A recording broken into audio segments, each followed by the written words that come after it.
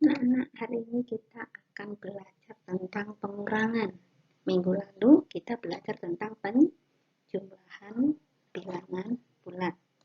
Oke, hari ini kita mau belajar tentang konsep pengurangan. Perhatikan beberapa istilah terkait dengan pengurangan. Yang pertama, bentuk pengurangan dapat dinyatakan sebagai bentuk penjumlahan.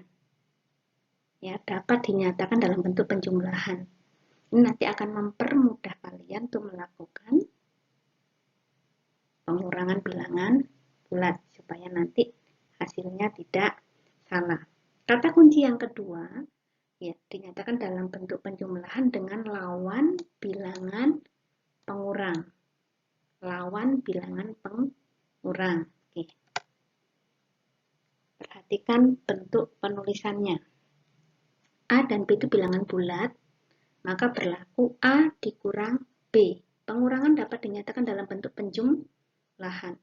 Berarti A dikurang B dapat dituliskan dalam bentuk penjumlahan A ditambah lawan pengurang A dikurang.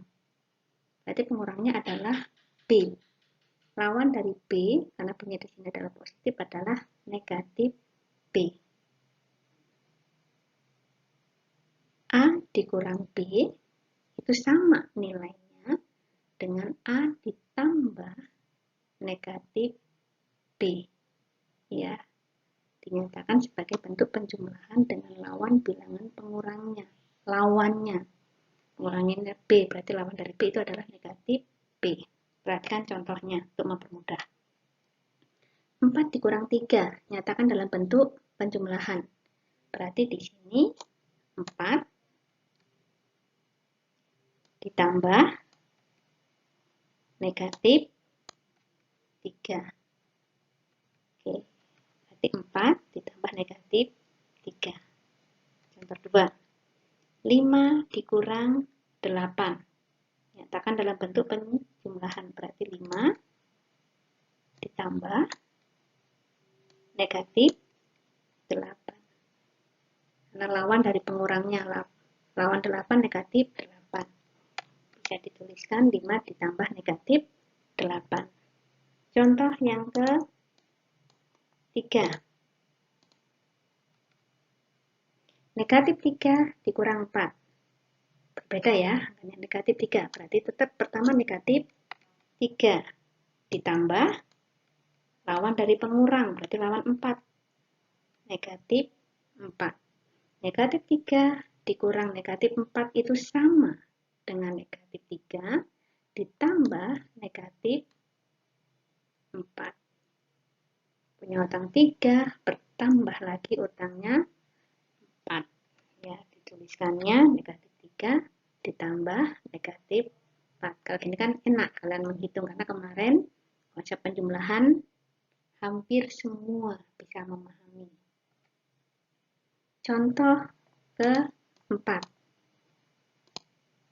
8 dikurang negatif 3. Ya, ini ada 3 jenis.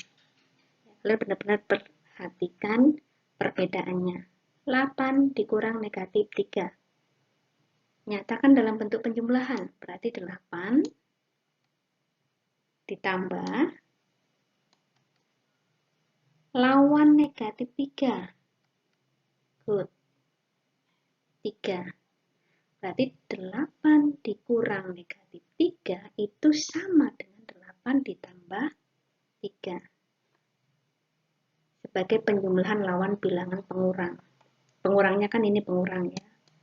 Pengurangnya negatif 3. Berarti 8 ditambah lawan dari pengurang. Lawan dari negatif 3 yaitu 3. 8 tambah 13. Contoh terakhir. Agak berbeda ya di sini ya. Negatif 7 dikurang negatif 9. Ubah ke dalam bentuk penjumlahan. Berarti negatif 7. Ya, negatif 7 ditambah lawan dari negatif 9 yaitu 9. Berarti bisa ditulis 7 ditambah 9. Lawan negatif 3, 3. Lawan negatif 9, 9. Lawan 4, negatif 4. Lawan 8, negatif 8. 5 ditambah negatif 8. Pengurangannya diubah dalam bentuk penjumlahan. Pahami benar-benar, simak kembali kalau memang kalian belum paham. Setelah paham, baru nanti ini akan menolong kalian untuk pembahasan berikutnya. Sekarang sifat-sifat pada pengurangan bilangan bulat. Oke, pasti berbeda sekali dengan penjumlahan. Sifat yang pertama tidak komutatif. Artinya ketika ada A dikurang B, nilainya tidak akan sama. Nilainya.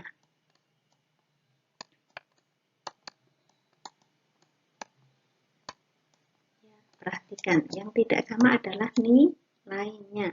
Contoh, 4 dikurang 7, apakah sama dengan 7 dikurang 4? Oke.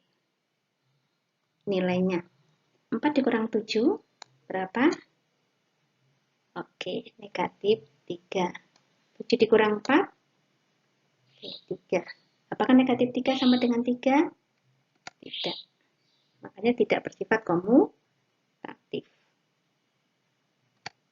Sifat yang kedua, tidak asosiatif.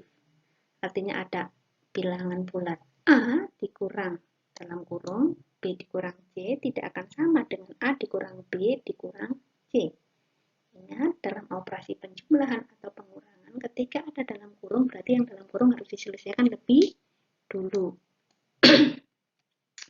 Contoh, 4 dikurang dalam kurung 7 dikurang 9. Apakah nilainya akan sama dengan 4 dikurang 7 dikurang 9? Mari kita lihat. Selesaikan dulu yang dalam kurung ya. Berarti di sini akan berubah menjadi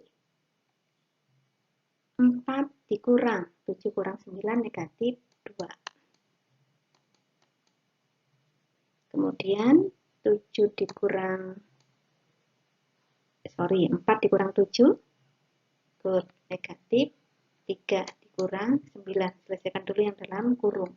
Apakah 4 dikurang negatif 2 akan sama dengan negatif 3 dikurang 9? Oke, kita lihat. Nah, berubah dulu ke dalam bentuk penjumlahan. 4 ditambah lawan negatif 2, 2. Ini juga sama, berarti negatif 3 ditambah, negatif 9, karena lawan dari 9. Apakah sama? Oke, kita lihat lagi. 4 tambah 2, 6. Negatif 3 ditambah negatif 9, negatif 12. Jelas tidak sama. Berarti tidak asosiatif. Sifat yang ketiga, tidak mempunyai unsur identitas. A dikurang 0 tidak akan sama dengan 0 dikurang A. Dan itu tidak akan sama dengan A. A dikurang 0, A. Tapi 0 dikurang A, negatif A. Berarti tidak sama dengan A. Sifat yang keempat, tertutup. Tertutup artinya kalau A dan B bilangan bulat, maka hasilnya pasti juga bilangan bulat. Oke. Salah satu cara menghitung bilangan bulat, silahkan gunakan bantuan garis bilangan. Garis bilangan seperti pada konsep penjumlahan. Kalau udah penjumlahan kan lebih gampang. Oke, kita akan masuk ke tahap berikutnya, yaitu menghitung pengurangan bilangan bulat. Kita akan menggunakan metode garis bilangan sebagai alat bantunya. Kata kuncinya masih sama. Kalau dia ke kanan, berarti dia bertambah. Kalau dia ke kiri, artinya dia berkurang. Ke kanan bertambah, ke kiri berkurang. Contoh, 4 dikurang 3.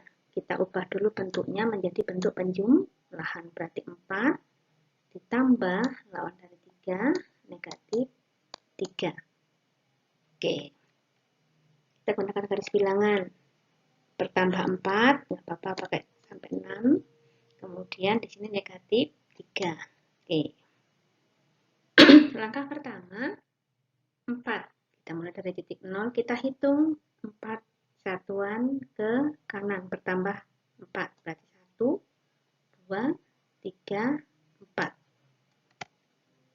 Oke. Bertambah 4, dia ke kanan.